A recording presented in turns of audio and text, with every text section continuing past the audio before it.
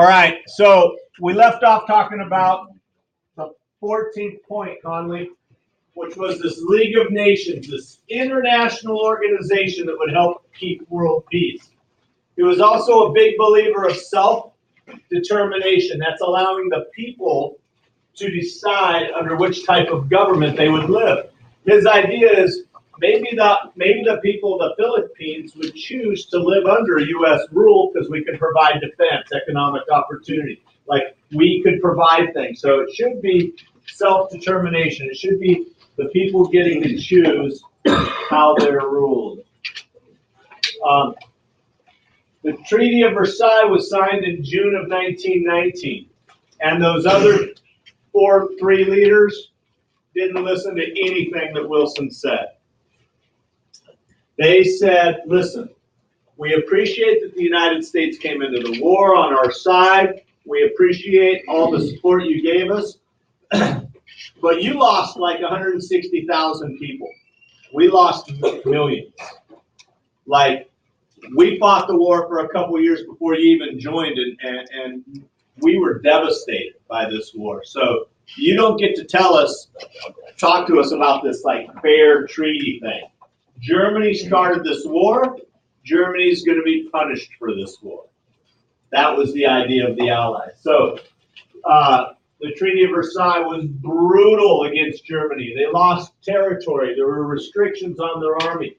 They had to sign a war guilt clause. They had to sign a piece of paper that said the war was their fault, and they had to pay for the entire cost of the war. Right? Like that's going to be feasible. The U.S. is their overseas territories would be taken over and governed by the League of Nations until they could function independently. They were corrupt. Didn't they like shut down their army? Yeah, they couldn't have a navy, and they could only have an army of like, I can't even remember how big it was, but it was very small compared to the armies of the day. Wilson goes into this idea saying, golly, I gotta have, since they're not going to listen to my 14 points, if we can get the League of Nations into this Treaty of Versailles, we can correct all the wrongs of this treaty. Once everybody settles down, nobody hates Germany anymore for this war, they realize that everybody's got to be treated fairly. Wilson believed that the League of Nations could fix what was wrong with the Treaty of Versailles. One problem. The president can write the treaty, but the Senate, the U.S. Senate in the United States Congress has to ratify it. It doesn't become valid until the Senate ratifies it. And our U.S. Senate said no. We don't want to be part of that League of Nations. We don't want to be involved in an international organization that could bring us into war again when it may have nothing to do with us. We want to be isolationists again. We want to just deal with what's going on in the United States. Many people in the United States believe that the best way to keep the U.S. out of war was to get out of Europe altogether. Don't care what happens over there, it's over there.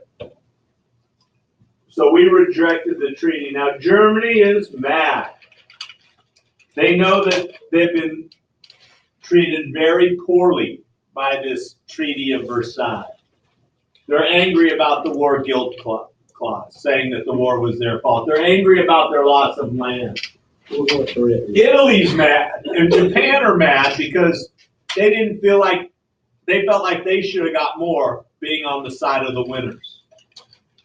Right? So Italy's mad. Japan's mad. Will's mad. Here's the big legacy. 8.5 million soldiers killed. 21 million wounded. Drained the treasuries of Europe. Destroyed acres of farmland, as well as homes, villages, towns. A time for huge insecurity and despair for the survivors. A lot of that is shown in the art and literature of that time.